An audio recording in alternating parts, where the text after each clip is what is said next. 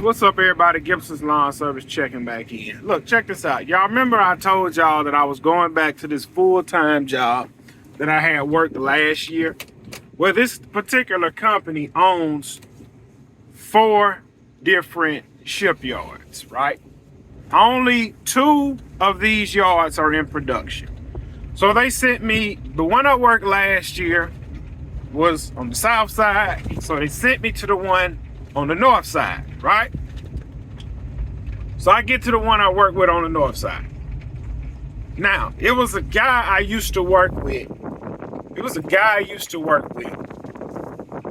Oh, that gate locked. That's why everybody went the other way. It was a guy I used to work with. Look, it's 2 guys. I used to work with these guys back in 2010. Say it again. I used to work with these guys back in 2010. One of the guys I used to work side by side with, we was in the same crew. Well, he's a supervisor now, and I actually works for him. So he just catching up, blah, blah, blah. Well, he been knew what I've been up to. It's like when you got Facebook, you see what people up to and all of this. And so he already told me. He said, look, he said, bro, I already know you leaving in March. He said, I already know that. He said, man, I ain't tripping. He said, I ain't even gonna say nothing. He said, man, all I ask for, man, is an honest day's work. Which is cool. I mean, I'm gonna do that regardless, no matter who I'm working for, right? And me and him were just catching up, whatever. And he told me, I was just asking about his family, his wife, and all that. It has been 14 years since I last seen this guy. He is still chasing the same thing he was chasing 14 years ago. It's a vehicle he's trying to buy. He's been chasing this vehicle since 2010. And we are in 2024. He no longer wants the 2010 model. He wants the 2024 model. Nothing has changed. He drinks now. And you can tell he drinking. He told me, he said, dang, bro, you ain't aged a bit. You still look the same. He said, man. I said, yeah. He said, man, I know you got 5 kids. You ain't got no gray on you. Kids ain't stressing you. I said, oh, man, don't let nothing stress you. And like I say, it was just small talk because at the end of the day, you my boss and I'm going to do my job. And I don't like to kid with the boss. So, ran into this other guy. He used to be a supervisor. He went back on his too. I said, bro, why you didn't keep climbing? Oh man, F that, man. It's too much of a headache, man. I don't do much now right here on my tool. Dang. He's like, man, I'm gonna be shutting it down in about 8 more years. I'll be able to retire. Dang. Look, nothing changes if nothing changes. If you do not change your situation, your future is going to look just like your past. I repeat, if you do not change your situation, your future will look just like your past. Like, really think about that. Like, nothing has changed with these guys in 14 years. Nothing has changed with these guys in 14 years. Now, I will say that they have been consistent. These 2 guys have been consistent, held their job down, able to get up and go to work every day, which is fine. But if you tell me, look, one of the guys, he wanted a Challenger Hellcat. Back in 2010, that's what he wanted, a Challenger Hellcat. Now he wants the Charger Hellcat. It's 14 years later. You still haven't bought this vehicle. You work 7 days a week. You still have not bought this vehicle. Why is that? Where's all your money going? Why haven't you purchased this vehicle? Now the other guy, he's an older guy that put his kids through college. I'm sure his home is paid for and he's fixing to get ready to retire. There's nothing wrong with that. But think about this. Everybody on this earth have a gift and a purpose. You're not going to tell me that my purpose is to wail for a company for 40 years. Now, behind the 40 years of production, you are paying all your bills, you're sending your kids through college, you're taking care of your wife, you're taking care of your responsibilities. But deep down inside, you're not going to tell me that you are happy. Because those two guys, they don't have the same look in their eyes. They don't have the same look. The older guy, flip it, I hate to say it, but I need to wake y'all up. The older guy, around the time he retired, he gonna have one foot in the grave. The other guy that's still chasing his Hellcat, his eyes say it all. He's empty inside. He's empty inside. You never bought this car because deep down inside you really don't want the car. You don't know what your purpose is on this earth, because your whole life you just been chasing overtime.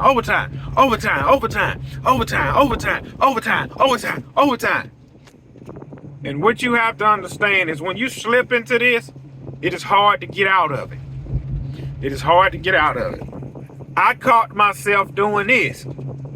When I was on my lunch break, I started adding my hours up. Well, man, if I work this amount of hours, I get this overtime. I get this. I said, bro, we're only here for 126 days.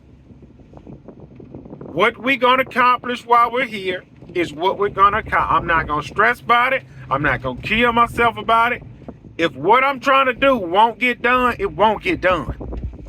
I don't want to give all of my energy, time, and life to this place when I know in March I got a whole business I got to run. I got a whole business I have to run. And that's what I tell people all the time. If you don't change your situation, nobody else will do it. If I decide to, I'm 35. If I decide to give this job 30 more years, they will let me. They will let me give them 30 more years working 7 days a week if I want to. They will let. They have the work.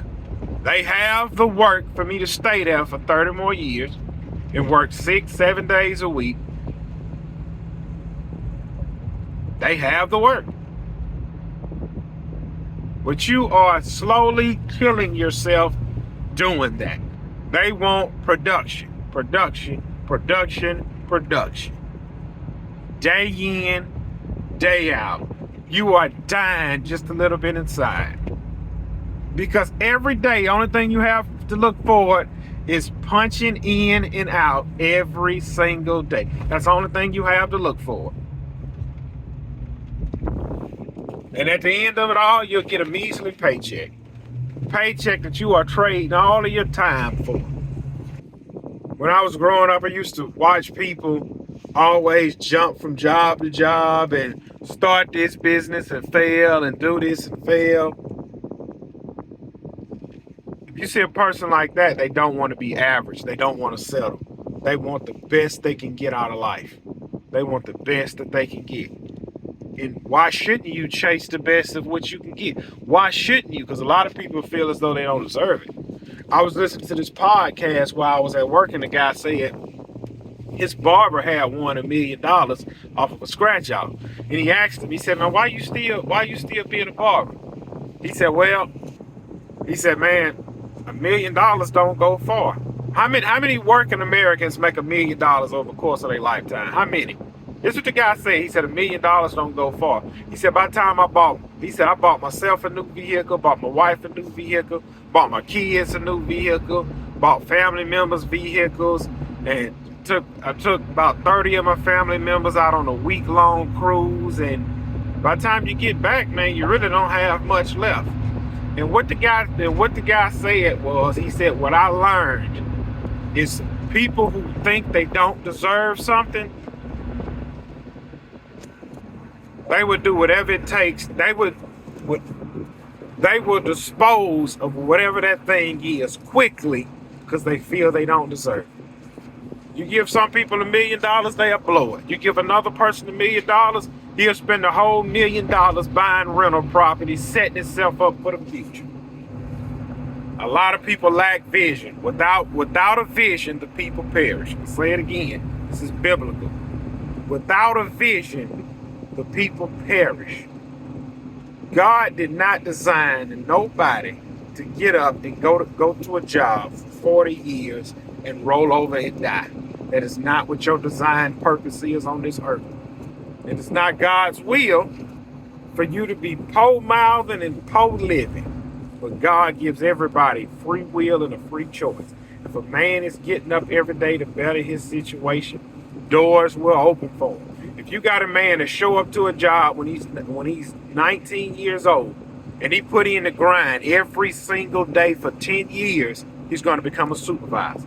Put in the grind 5 more years, he's going to become look, I don't know the steps to this, but I know he will be a supervisor. Then he'll go to the next step up. Then he'll go to the next step up, and then he'll go to the next step up.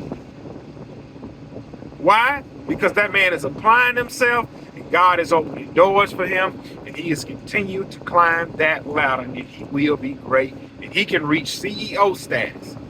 He can reach CEO status if he have enough grind, determination, faith, and hustle.